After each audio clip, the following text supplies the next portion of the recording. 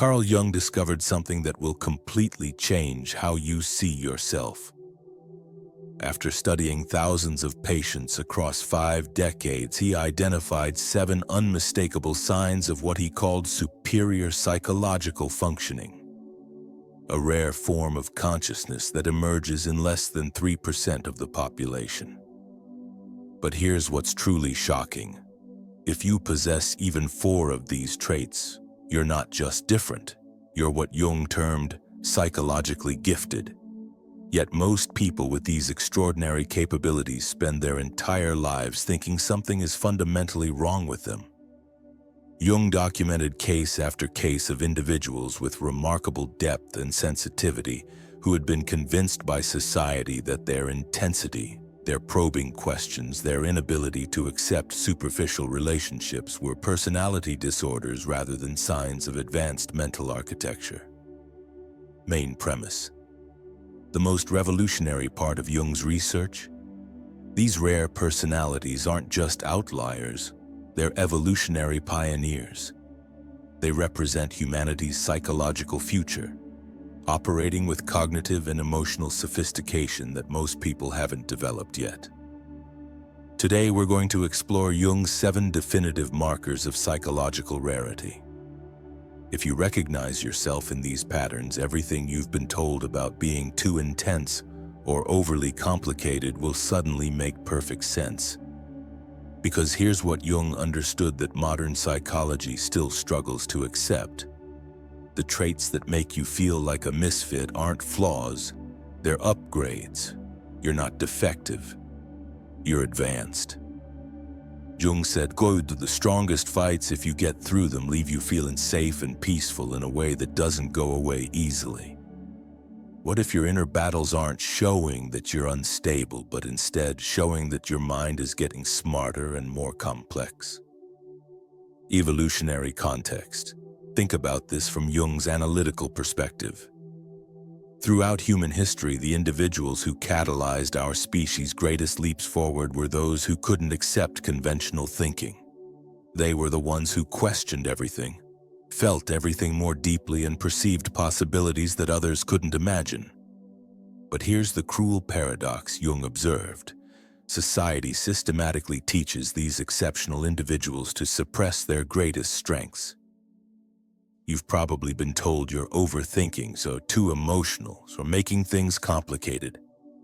But Jung recognized these supposed weaknesses as evidence of what he called differentiated consciousness, the rare ability to process reality through multiple psychological functions simultaneously. Modern neuroscience is finally validating Jung's insights. Research shows that highly sensitive individuals, and roughly 15 to 20% of the population, have nervous systems that process information more thoroughly. But Jung identified something even rarer. People whose entire psychological framework operates at an advanced level. The most tragic part? These gifted individuals often camouflage their abilities because they've learned to see them as burdens rather than gifts. Sign 1. You experience multi-layered emotional architecture. Jung made a groundbreaking discovery about emotional processing. He found that certain individuals don't just experience feelings, they access what he called autonomous complexes that create profound psychological resonance throughout their entire system. You don't simply have emotions. Emotions move through you like complex symphonies, each carrying multiple layers of meaning, memory, and insight that others cannot access. This isn't emotional volatility, it's emotional sophistication. When you walk into a room, you immediately sense the unspoken tensions, the hidden dynamics, the emotional undercurrents that everyone else seems oblivious to. Jung would have recognized this as evidence of what he termed objective psyche functioning. Your ability to tap into collective human experiences that most people have learned to suppress. Your emotional responses aren't overreactions. They're accessing depths of human experience that others simply cannot reach. You feel the weight of conversations that haven't happened yet, You carry the emotional residue of interactions because your psyche is calibrated for depth, not surface-level exchanges. Jung wrote, "There is no coming to consciousness without pain. Your emotional intensity isn't a burden to manage. It's intelligence gathering information that others miss entirely." Here's what Jung understood that most therapists overlook. This emotional complexity is actually a form of psychological genius. While others experience emotions as simple reactions, you experience them as multidimensional information systems providing insights about yourself, others, and the situations you navigate. Sign 2. You possess relentless systemic curiosity. Jung identified a particular type of mind that he called active thinking function. Individuals who cannot accept explanations without understanding the underlying systems and structures that create them. You don't just ask what, you compulsively ask why and how and what if. Why do people remain in relationships that diminish them? Why do we accept social systems that prevent human flourishing? Why do we mistake shallow interactions for meaningful connection?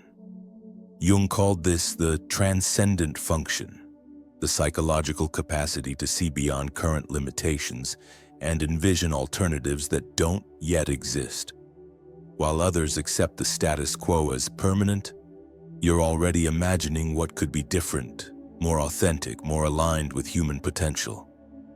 But here's what Jung observed about people with this gift. Your questions threaten others' comfortable illusions. When you probe beneath surface explanations, you're not just seeking information. You're challenging the psychological defenses that keep people feeling secure in their limitations. You've probably been told you ask too many questions or think too deeply about simple things.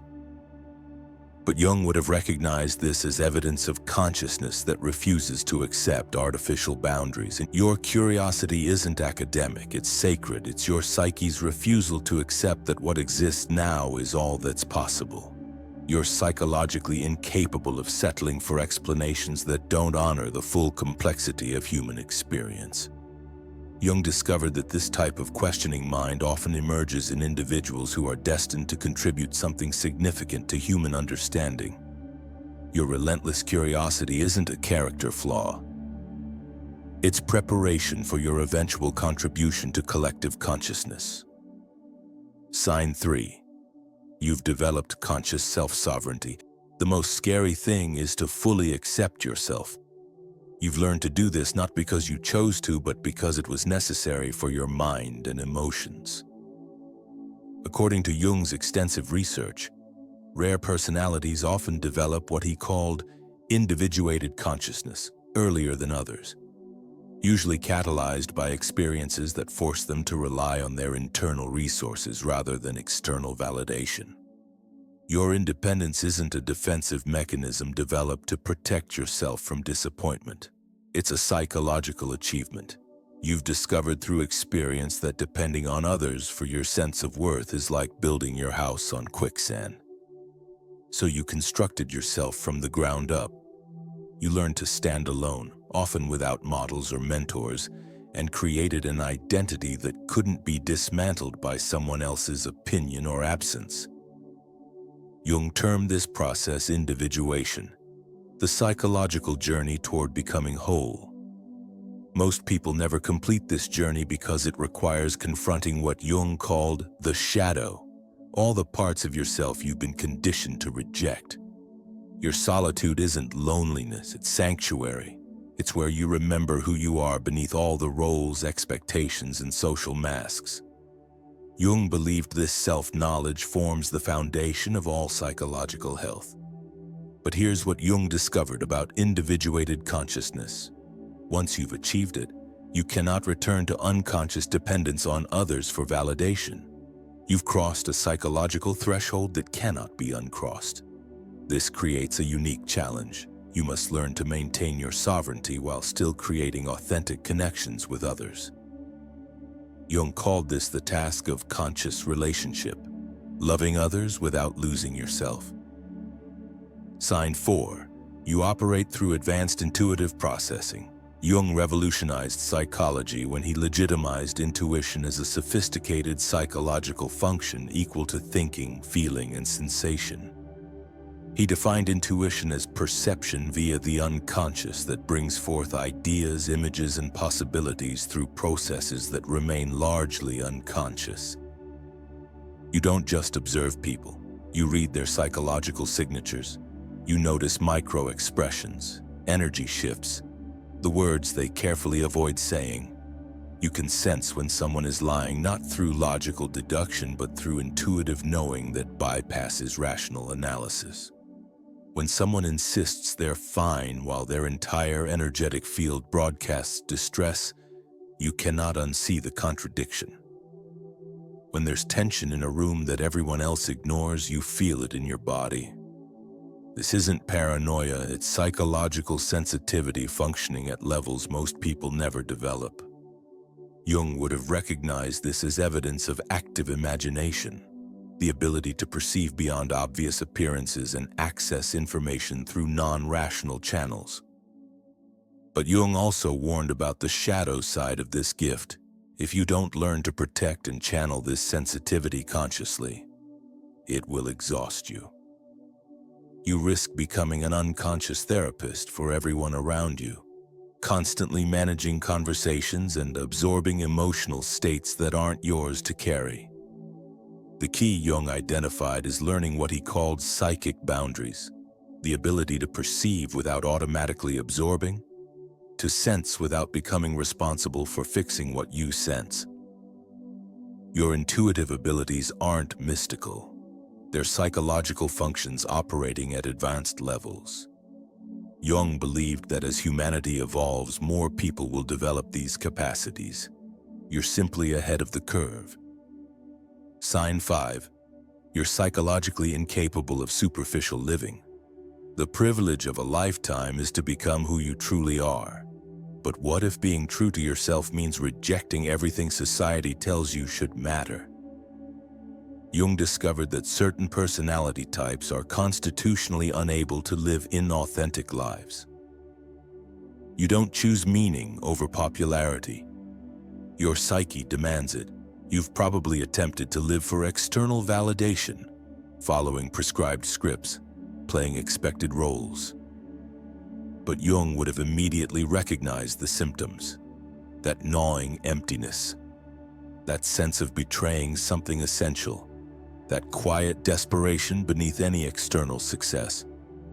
According to Jung, when you live contrary to your psychological type, you don't just feel uncomfortable, you develop what he called neurotic symptoms.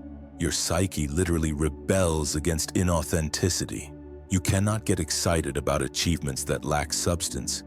You can't keep relationships going just because it's easy or convenient, not because there's real feelings or understanding between you.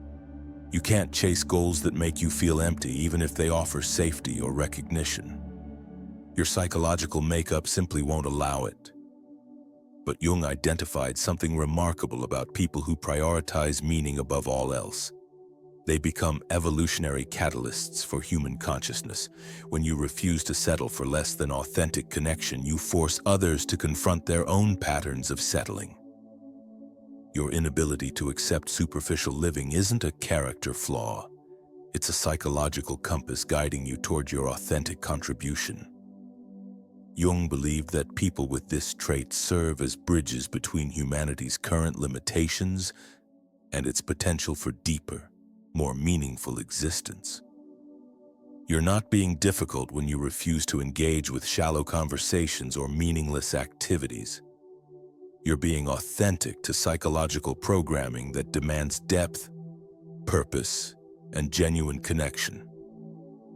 Sign 6. You repeatedly outgrow relationships and environments. Jung said, the biggest sadness in a family is when the parents didn't live the lives they were meant to. But what happens if you don't let go of that unlived life? Jung discovered something profound about psychological growth. It's often a solitary journey that requires shedding relationships and environments that no longer support your evolution. You probably feel really hurt when people who used to know you very well now don't seem to recognize the person you've become. It's not because you've become hard or boastful, but because you've let go of old ways of thinking that no longer help you show who you truly are. Jung called this process psychological death and rebirth. The friends who knew you when you were trying too hard to please others, when you were hiding your real thoughts, when you were irregular, who you were just to do in, they flash back that version of you. But you cannot return. Jung understood that psychological evolution is irreversible. Once you've seen through the illusions of social conditioning, you cannot return to unconscious conformity. This creates what Jung termed the loneliness of individuation. You're often walking paths that few others have explored. You're solving problems that most people don't recognize as problems. You're seeking connection at depths that most people don't believe are possible. But here's what Jung discovered about this pattern. Each time you outgrow a relationship or environment, you're not losing something. You're making space for connections that can meet you at your current level of development. The people and situations you've outgrown served their purpose in your development. Trying to maintain them beyond their natural lifespan prevents you from discovering what wants to emerge next in your evolution. Sign 7. You create unconscious transformation in others. Jung said, when two people meet, it's like when two chemicals touch each other. If there is any reaction, both are transformed. But what if you're the type of person who catalyzes transformation simply by being authentically present? Jung identified a rare quality that some individuals possess naturally: the ability to create what he called psychological holding space. When people interact with you, they feel witnessed in a way that's uncommon in their experience. You don't just listen to words. You perceive underlying emotional states, unspoken needs, hidden potentials. You don't offer quick fixes or surface solutions. You offer a deep kind of watching that lets truth come out on its own. You don't rush to judgment or immediate advice. Instead, you create space for people to discover their own insights, to connect with parts of themselves they've been avoiding, to speak truths they didn't know they carried. Jung understood this level of presence as a form of psychological healing. But here's what he observed about people with this gift. They often deplete themselves by offering it too freely, without conscious boundaries or reciprocity. You become so skilled at holding space for others' transformation that you forget to seek out people who can hold space for your own continued evolution. Jung discovered that highly empathetic personalities often develop what he called helper syndrome, a pattern of unconscious self-sacrifice that ultimately serves no one. The work isn't to stop caring or offering your presence as a gift. The work is developing what Jung called conscious compassion, the ability to give your gifts strategically, sustainably, and with appropriate boundaries. Your transformational presence isn't manipulation or control. It's authenticity, creating conditions for others to access their own authenticity. But it requires conscious cultivation to remain a gift rather than becoming a burden. Integration in stages. Jung spent decades studying personalities like yours, and he identified 3 distinct stages of development for psychologically rare individuals. Knowing where you are in this process is important for your ongoing development. Stage 1, the unconscious exile. You feel profoundly different, but interpret this difference as evidence that something is wrong with you. You experience all these traits but see them as problems to solve rather than gifts to develop. You exhaust yourself trying to conform, to fit in, to appear normal. Jung observed that people in this stage often develop what he called persona rigidity. They become so focused on appearing acceptable that they lose touch with their authentic nature entirely. Stage 2, the awakening individual. You start to see your traits as something useful instead of something bad. You start understanding Jung's concepts of psychological types and shadow work. You begin what Jung called shadow integration. owning the parts of yourself you've been conditioned to reject. This is where you stop making excuses for how much you understand and start showing respect for it. You begin establishing boundaries with people who want to diminish your authenticity. You start actively seeking others who can match your level of consciousness. Stage 3. The integrated consciousness. You fully integrate your rare traits into a coherent, empowered identity. You understand your purpose and live it consciously. You've developed what Jung called psychological wholeness, the ability to be authentically yourself while maintaining genuine connections with others. At this stage, you become what Jung called a beacon for other special souls.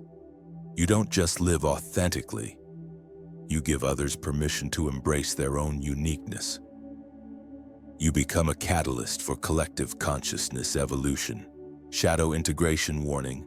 But Jung warned about something crucial that most people with rare personalities never learn. You must integrate your shadow or your gifts become your prison. Even psychologically advanced individuals have unconscious aspects that can sabotage their growth. Jung identified several shadow patterns common to rare personalities. The superiority shadow. You begin seeing your rarity as evidence that you're better than others rather than simply different. This leads to isolation and unconscious arrogance that prevents genuine connection. The messianic shadow. You become convinced it's your responsibility to awaken or heal everyone around you. This creates burnout and resentment when others don't appreciate or reciprocate your efforts. The martyrdom shadow. You develop a belief that being psychologically rare means being destined to suffer, that your depth requires sacrificing happiness or meaningful relationships. Jung understood that shadow integration is essential for psychological health. The goal isn't eliminating these tendencies, but making them conscious so they don't unconsciously control your behavior. Real psychological rarity means having the sense to know when to give your talents, when to keep them, when to take charge and when to step back, when to tell the truth and when to stay quiet. Relationship dynamics. Jung made profound observations about how rare personalities navigate relationships. They typically attract 3 types of people. The light seekers. These individuals are unconsciously drawn to your energy but haven't done their own psychological work. They want you to be their therapist, guru, or source of meaning. They're attracted to your gifts, but not necessarily to you as a complete person. The light diminishers. These people feel threatened by your intensity and constantly try to get you to tone down, be more reasonable, or stop making everything so complicated. They are usually triggered without thinking because your honesty shows how fake they are. The light matchers. These are the rare individuals who have done their own psychological work and can meet you at your level of depth without needing to consume or diminish you. They celebrate your rarity while maintaining their own psychological sovereignty. Jung discovered that rare personalities who learn to navigate relationships consciously become mirrors that help others see their own potential for psychological development. The key is developing what Jung called psychological discrimination, the ability to discern who is capable of authentic relationship and who is seeking something else from you. Evolutionary purpose, but here's what Jung understood that changes everything. With psychological rarity comes evolutionary responsibility. You're not just different for your own benefit, you're different in service of human consciousness evolution. Jung believed that individuals with rare personalities serve as bridges between humanity's current limitations and its potential for greater awareness. Through your depth, your questions, your refusal to accept superficial answers, you help our species grow. That's why you can't be satisfied with just regular connections. This is why surface-level interactions feel empty. This is why you'd rather be alone than pretend. Your psyche knows you have evolutionary work to do, and that work requires authenticity, depth, and tremendous courage. But Jung also warned about psychological inflation, the danger of believing that being rare makes you superior rather than simply responsible. The key is holding both humility and power, understanding that you're special without believing others are less valuable. Your sensitivity isn't something you need to fix. It's a smart trait that helps you notice things others might overlook. Your energy level isn't too high. It's just the right amount for some situations. Your choice not to settle is not hard. It's essential for the growth of consciousness. Future vision. Jung predicted something special about rare personality types. As people continue to grow and change as a society, more individuals will start to show these unique characteristics. What is unusual now will become more normal as our species becomes better at understanding and managing emotions and thoughts. This means you're not just different from others in your own way. You also play an important role in the process of evolution. You represent what Jung called the leading edge of human consciousness, pioneering ways of being that others will eventually follow. This perspective transforms how you understand your struggles. Every time you felt like an outsider, you were scouting new territory for human potential. Every time someone told you were too much, they were reacting to the new ideas and ways of thinking you showed, which challenged their usual way of seeing the world. Every time you chose authenticity over acceptance, you expanded what's possible for human relationship. Every time you choose being genuine instead of just going along, you open up new ways for human relationships to grow. Final integration. Jung's ultimate insight about rare personalities was both challenging and liberating. You must learn to love your rarity without needing others to understand it. The goal isn't making everyone recognize how special you are. The goal is embodying your gifts so completely that you become a living example of what's possible when someone embraces their authentic nature fully. And this means accepting that some people will never understand your depth. Some will be threatened by your questions. Some people will try to make your light seem smaller because it makes them feel uneasy with their own lack of brightness. But Jung discovered something beautiful about people who fully embrace their psychological rarity. They become magnets for others who are ready to embrace their own uniqueness. You don't need everyone to understand you. You need to find the few who can match your level of consciousness and build a meaningful life with them. The world needs your questions, your sensitivity, your refusal to accept limitations as permanent. But you must offer these gifts consciously, strategically, sustainably. You need to learn how to be strong and caring, willing to share, but also wise in what you let in. Remember what Jung identified about extremely rare personalities. These 7 signs aren't just individual traits. They're evidence of advanced psychological architecture. Your emotional complexity isn't oversensitivity. It's emotional intelligence operating at advanced levels. Your relentless questioning isn't negativity. It's consciousness refusing to accept artificial limitations. Your independence isn't isolation. It's psychological sovereignty. Your intuitive awareness isn't paranoia. It's perception functioning as intended. Your meaning obsession isn't impractical. It's your soul demanding alignment. Your pattern of outgrowing relationships isn't coldness. It's evolution in action. Your transformational presence isn't manipulation. It's authenticity creating space for truth. If even 4 of these signs resonated with you, you're not just different. You're part of what Jung believed was humanity's next evolutionary step. You're part of the group helping our species move toward more awareness, greater truth, and more real connections. Yes, it's lonely sometimes. Yes, it requires more courage than most people will ever need. But Jung consideration that people like you are really important for the growth of human psychology. Your intensity isn't too much. It's exactly what the world needs to awaken from comfortable numbness. Your sensitivity isn't a weakness, it's a strength that lets you notice things others might miss.